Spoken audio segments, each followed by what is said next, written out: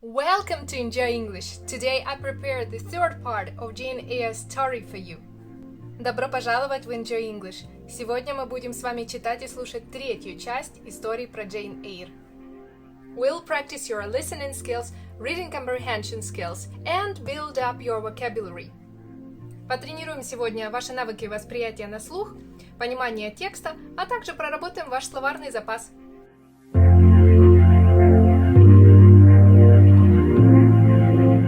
If you haven't seen first two parts, it's a good idea to do that first and then come back to this lesson.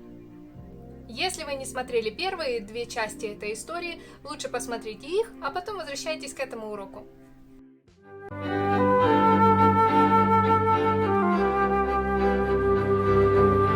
Chapter 9 Mr. Rochester's Wife.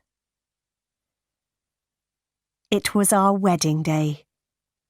We were going to be married in a church near Thornfield Hall. After the marriage, we were going to travel to London. I got up early. I put on my wedding dress and I went downstairs. Mr. Rochester was waiting for me. At 8 o'clock, we walked together to the church. The clergyman was standing by the door of the church. There were two other people inside the church, two men. They were sitting in a dark corner. I could not see them very well. The clergyman started to speak. At every marriage, the clergyman asks an important question. He asks the people in the church, "Is there a problem about this marriage?" The clergyman spoke loudly. He asked this question, and he waited. There was silence for a moment. And then, one of the men in the dark corner stood up. He spoke loudly. "There is a problem.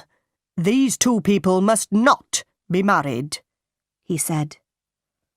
"There is not a problem," Mr. Rochester said to the clergyman. "Please go on with the marriage." "No, I cannot go on with the marriage," the clergyman replied. He spoke to the man in the corner. "What is the problem, sir?" he asked. "Mr. Edward Rochester has a wife." Mr. Rochester turned and looked at the man. "Who are you? What do you know about me?" he asked angrily. "My name is Briggs, sir. I am a lawyer," the man replied. "I know many things about you. 15 years ago you were married in the West Indies. Your wife's name is Bertha Mason. She is alive. She lives at Thornfield Hall." "How do you know that?" Mr. Rochester shouted. The other man in the dark corner stood up. He walked towards us. It was Richard Mason. "Bertha Mason is my sister," he said. "I saw her at Thornfield Hall in April." Mr. Rochester's face was pale. For a minute, he was silent. Then he spoke quietly. "It is true," he said. "My wife is living at Thornfield Hall. She is mad. Come to the house, all of you. Come and see Mrs. Rochester. Come and see the mad woman." We all left the church. Nobody spoke. At Thornfield, Mrs. Fairfax and Adele were waiting for us. They were smiling happily. "Nobody will be happy today," Mr. Rochester said. "We are not married." Briggs, Mr. Mason, the clergyman and I followed Mr. Rochester.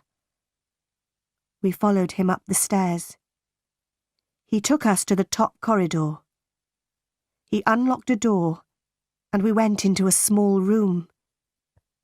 I had seen this room before. We walked through the room to another door. Mr. Rochester unlocked this door and we saw a larger room. Grace Poole was sitting in the room, but another woman was there too. She was tall and heavy. Her dark hair was in front of her face. The woman turned and looked at us. I knew that terrible, mad face. I had seen it in my bedroom 2 nights before. The mad woman saw Mr. Rochester. She screamed and she ran towards him. "Be careful, sir," Grace Poole said. The mad woman was very strong. She screamed and she hit Mr. Rochester. But Mr. Rochester held her arms. "This woman is my wife," Mr. Rochester said angrily. "I wanted to forget about her. I wanted to marry this young girl, Jane Eyre. Was I wrong?" He was silent for a few moments. Then he spoke quietly. "Yes, I was wrong," he said. "I love Jane Eyre, but I was wrong. Now go, all of you. I must take care of my mad wife." I went slowly downstairs. Mr. Briggs, the lawyer, spoke to me. "I am sorry for you, Miss Eyre," he said. "You did nothing wrong. Your Uncle John Eyre is sorry for you too. He read your letter. And then he met Richard Mason in Madeira. Your uncle is dying, Miss Eyre. He could not come to England. He sent me here. He wanted me to stop this marriage." I did not answer. I went to my room and I locked the door. I took off my wedding dress. I put on a plain black dress. I lay down on my bed. I am Jane Eyre today, I thought. I will be Jane Eyre tomorrow. I will never be Jane Rochester. I must leave Thornfield Hall. I must never see Mr. Rochester again. My life here is finished. Many hours later, I got off the bed. I unlocked my door. Mr. Rochester was waiting outside my room. "You are unhappy, Jane," he said. "I am very, very sorry. Jane, we will leave Thornfield. We will go to another country. We will be happy again." "I cannot be your wife. I cannot live with you," I said. "I must leave you, Edward." "Listen, Jane," Mr. Rochester said. "My father wanted me to marry Bertha Mason. Her family was very rich. I married her. My father was happy. But I was not happy. Bertha was mad, and she was a bad woman. Nobody told me about her. She was married to me, but she met other men. She was drunk every day. She tried to kill me many times. After 4 years, I brought Bertha here to Thornfield Hall," Mr. Rochester said. "Then I went away. Grace Poole took care of Bertha. I met other women. One of them was a French singer. She was Adele's mother. Adele is my daughter, Jane. But I did not love the French singer. I did not love anybody. I came home to Thornfield Hall. Then you came here and I loved you. I will always love you. Please stay with me, Jane." "No, Edward," I said. I am going away. We will be unhappy, but we must not be together. Goodbye, Edward. Oh, Jane! Jane, my love! Mr. Rochester said. Don't leave me. I kissed Mr. Rochester. God will help you, Edward, I said. Quickly, I went into my room. I put some clothes into a bag. Later, I heard Mr. Rochester go into his room. Very quietly, I went downstairs. I opened the small door at the side of the house. I left Thornfield Hall, and I walked to the road. It was dark. Soon, a coach came along the road. I gave all my money to the driver of the coach. I got into the coach. Many hours later, the coach stopped. It was 10 o'clock in the morning. You must give me more money now, the driver said. I have no more money, I said. You have no more money? Then you must get out of the coach, the driver said. I got down onto the road. The coach moved away quickly, but I had left my bag in the coach. I looked around me. I was on a cold, empty moor. I was tired and hungry. I walked and walked. I had no money. I had no food. I walked until the evening came. At last, I lay down on the ground. I fell asleep immediately.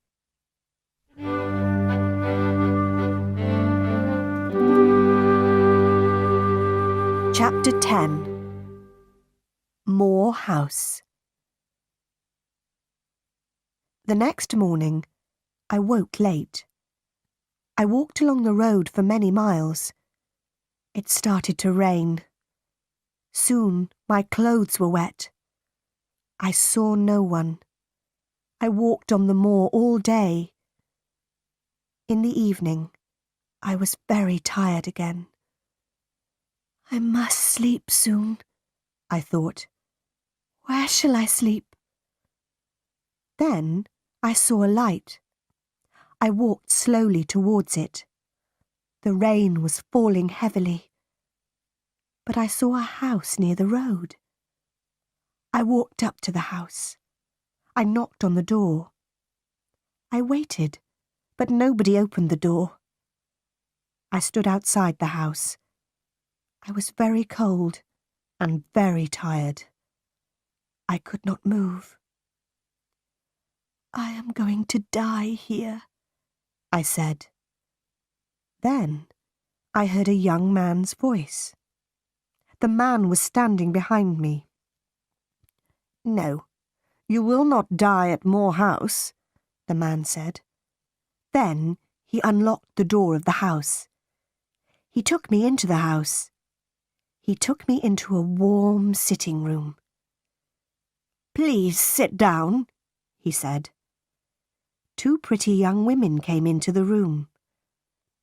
Give this poor woman some food, Diana, the young man said. Give her some dry clothes, Mary. Then he spoke to me again. My name is St. John Rivers, he said. These are my sisters, Diana and Mary. What is your name, young woman? My name is Jane Elliot, I said. I closed my eyes. Jane is very tired, Diana said. She must go to bed now. I stayed in bed at Moor House for 3 days. Diana and Mary Rivers were governesses. They were staying at Moor House for a few days. St. John, their brother, was a clergyman. They were very kind to me. Soon we were good friends.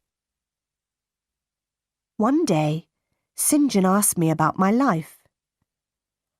I was a governess too, I told him. And I told him about Lowood School. But I did not tell him about Thornfield Hall. I did not tell him about Mr. Rochester. I want to work, St. John, I said. Will you help me?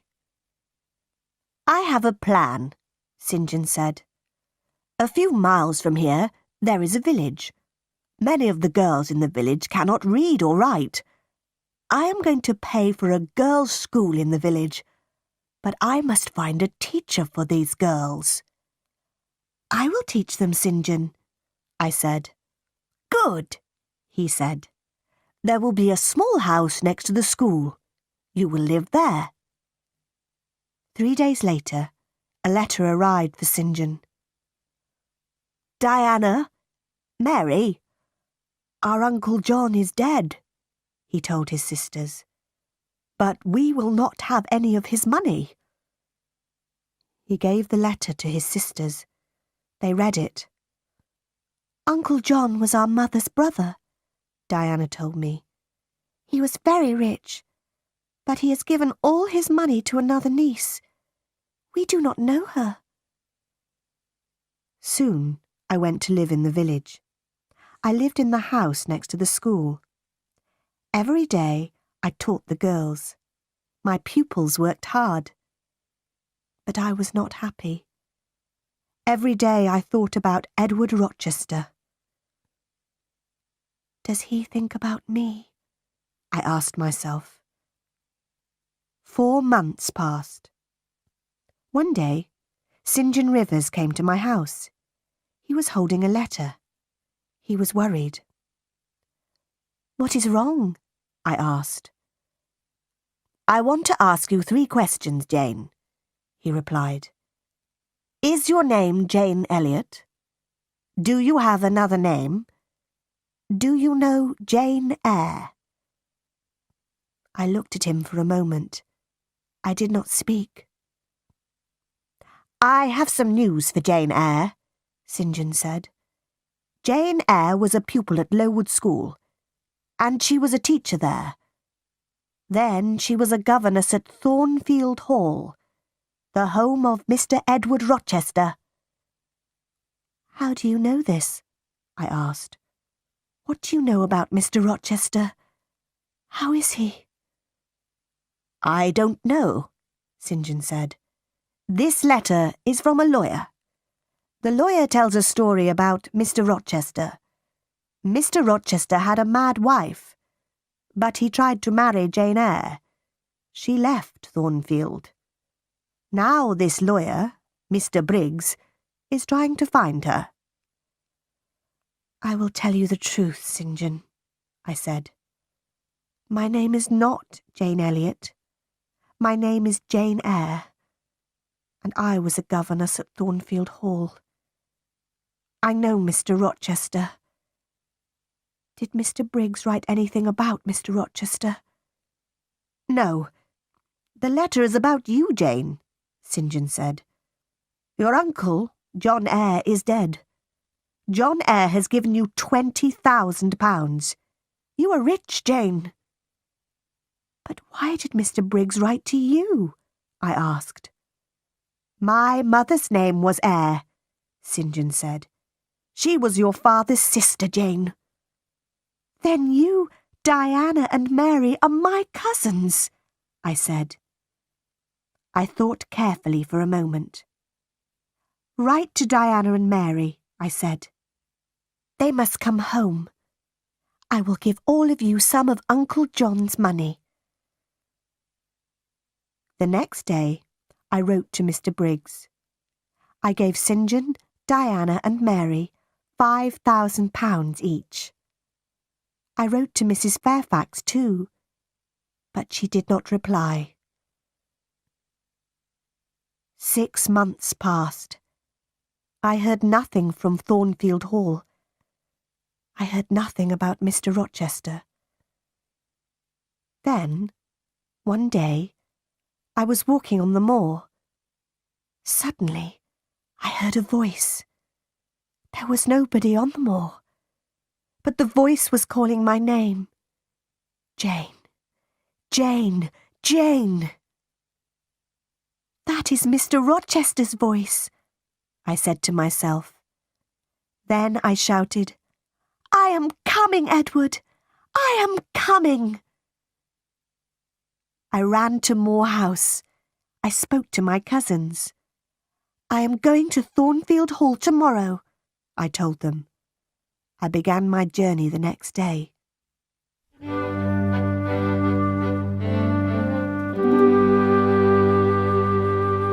Chapter 11. My story ends. 2 days later, I got out of a coach. I was standing on the road near Thornfield Hall. I ran across the fields. Was Mr. Rochester at Thornfield? Was he ill? And then I saw the house. The house had no roof. Its walls were burnt and black. Nobody was living there. I looked at the burnt black house. I had seen this before. I had seen it in a dream. I was frightened. Where was Edward Rochester? I went to the village of Hay. I asked about Thornfield Hall. I asked about Mr. Rochester. 3 months ago, there was a fire at Thornfield Hall, a man told me. The madwoman burnt the house. She was Mr. Rochester's wife. Was Mr. Rochester in the house? I asked. Yes, he was there, the man replied. He tried to save his wife's life. He went into the burning house. But the madwoman jumped from the roof. She died. Was Mr. Rochester hurt? I asked quickly. Yes, he was badly hurt, the man said. He is blind. He can't see. And he has only one hand. Where is he? I asked. Where is he? He is living at Ferndean. It is an old house, about 30 miles away, the man said. Do you have a carriage? I asked. I must go to Ferndean immediately. I got out of the carriage near Ferndean. I walked to the house. I knocked on the door. A servant opened it. I knew her. Oh, Miss Eyre, you have come, she said. Mr. Rochester has been calling your name. A bell rang in another room. That is Mr. Rochester's bell, the woman said. He wants some candles. There were 2 candles on a table near the door. The woman lit them, and she picked them up. Mr. Rochester is blind, but he always burns candles in his room in the evenings, she said. Give the candles to me, I said. I'll take them to him. I opened the door of Mr. Rochester's room. His black and white dog was sitting by the fire. The dog jumped up and ran towards me. Who is there? Mr. Rochester said. Don't you know me, Edward? I asked. Your dog knows me. I put the candles on a table. I held Mr. Rochester's hand. I know that voice, and I know this little hand, Mr. Rochester said.